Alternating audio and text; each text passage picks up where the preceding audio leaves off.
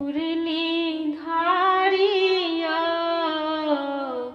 साँझ पड़ैते घर चलियाब।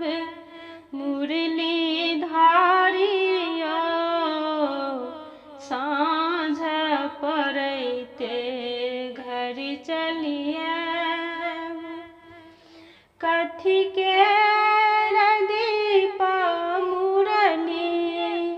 कथी के दीप मुरली, कथी के बाती मुरली धारिया, कथी के तेल जरब। मुरली धारिया साँझ पड़ैते घर चलियाब।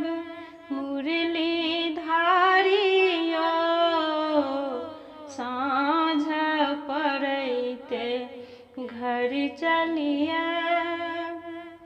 सोना के दीप मुरली पटे सूत बाती, सोना के दीप मुरली पटे सूत बाती।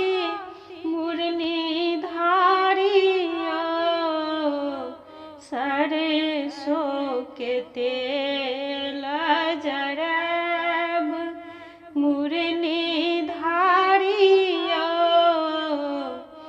साँझ पड़ैते घर चलियाब। मुरली धारिया साँझ पड़ैते घर चलियाब। जरे लागल दीप मुरली, जरे लागल दीप मुरली, झमकी गेल बाती मुरली धारिया। ताहिल सल प्रहलाद मुरली धारिया साँझ पड़ैते घर चलिया।